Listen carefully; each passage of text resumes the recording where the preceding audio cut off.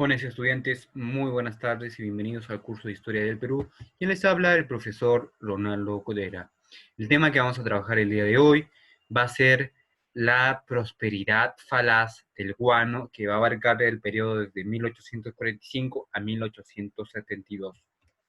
Pero, ¿a qué nos hacemos referencia cuando hablamos nosotros del periodo del guano o de la prosperidad falaz? Diremos lo siguiente.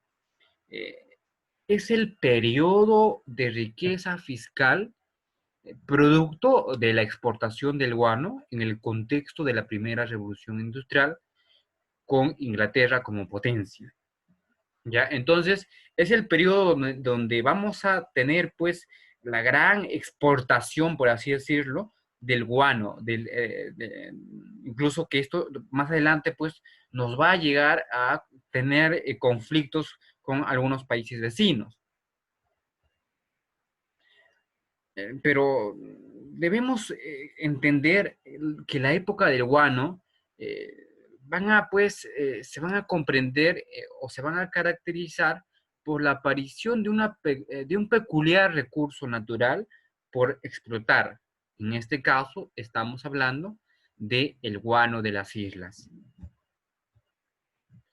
El crecimiento de la agricultura europea que había sido generado a su vez por la utilización pues, de mejores técnicas de cultivo y el empleo de maquinaria moderna, provocó una mayor demanda cada vez mayor de este producto utilizado como fertilizante agrícola. Es decir, el guano de las islas guaneras va a ser utilizado como un fertilizante.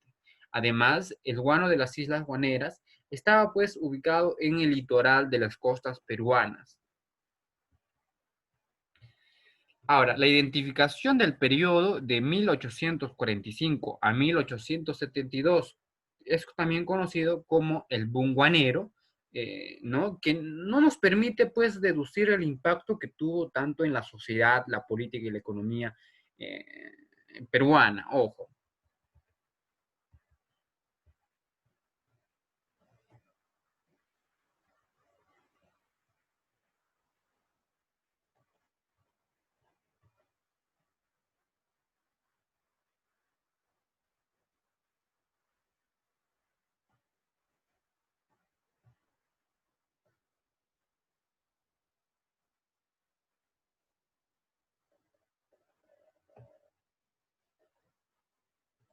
Entonces estábamos hablando de lo que vienen a ser de las características que va a tener la época del guano, ¿no? Entre ellas vamos a encontrar que los ingresos que se van a obtener durante este periodo van a ser mal gastados en la burocracia. Segundo, la venta por consignación del guano va a generar grandes robos al Estado, al inicio con los ingleses, luego por los nacionales, y así surge pues una burguesía nacional de poder terrateniente que no dio impulso a la industria, dando paso a la dependencia a potencias extranjeras.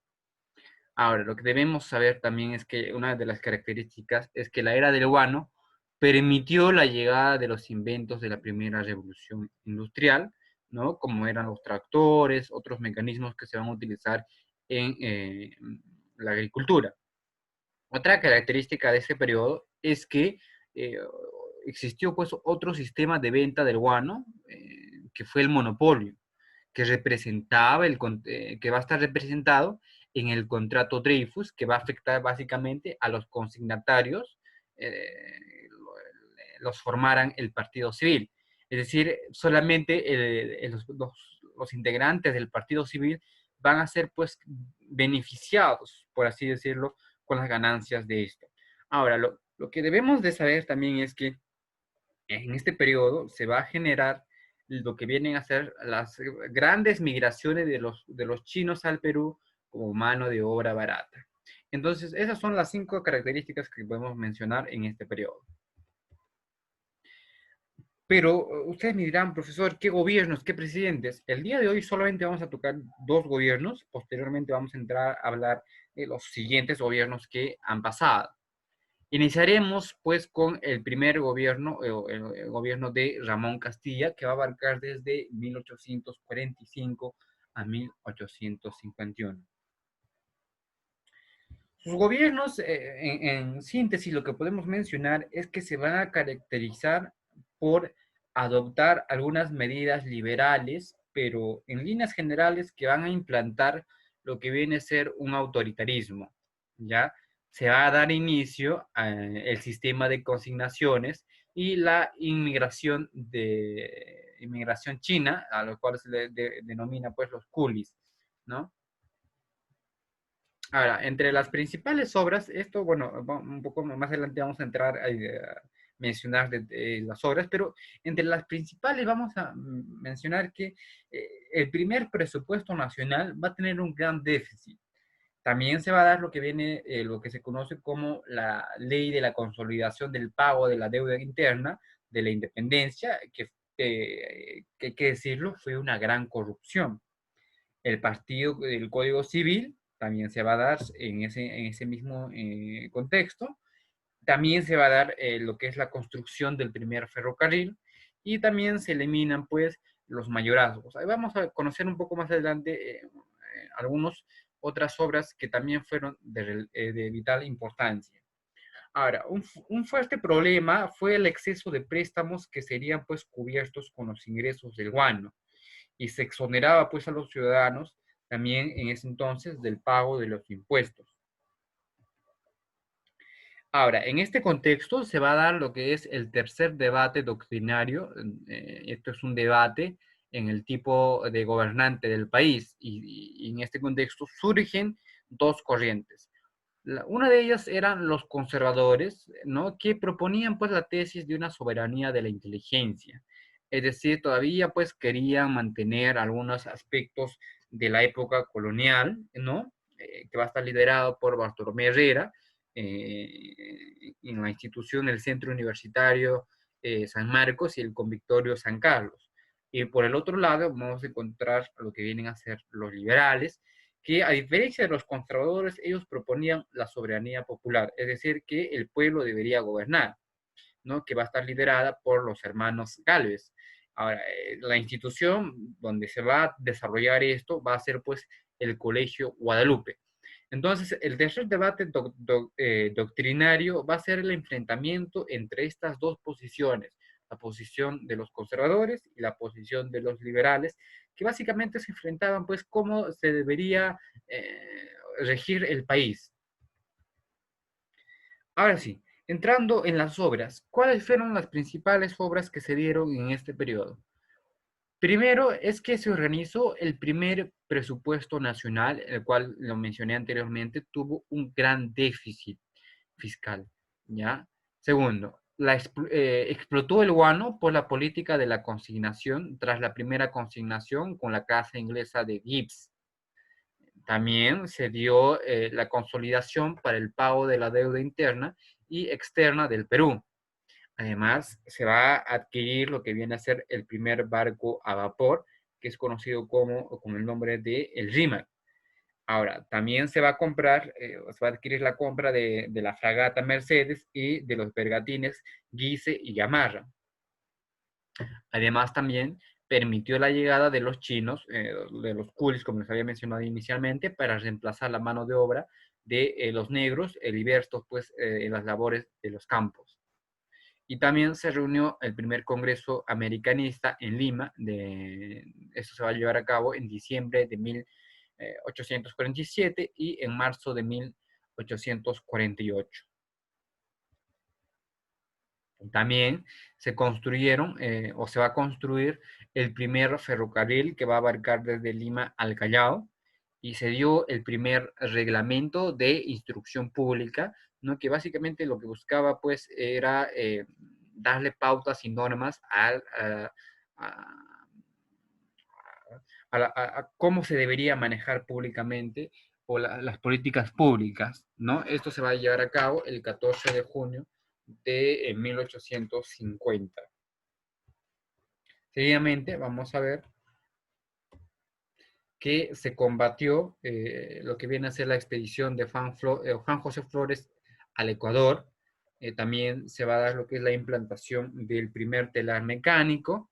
Se va a dar también lo que se conoce como organizó el sistema de correos. se construyó el primer mercado central de Lima, se dio el tercer debate doctrinario, conservadores versus liberales, ¿no? Como ya lo había mencionado anteriormente. Eso es entonces lo que podemos mencionar respecto al primer gobierno de Ramón Castilla. Ahora, en el segundo gobierno de José Rufino Echenique, que va a abarcar desde 1851 a 1854, diremos lo siguiente. Este gobierno va a ser o va a tener un régimen conservador y que va a ser derrocado por la Revolución Liberal de 1854 a 55, que iniciaba pues con el pretexto de la Ley de Consolidación, ley dada en el primer gobierno de Ramón Castilla. Ahora, ¿cuáles fueron las obras que se impusieron o implantaron en este pequeño gobierno o en esta duración de gobierno? Primero, se suprimió la pena de muerte en casos de delitos políticos.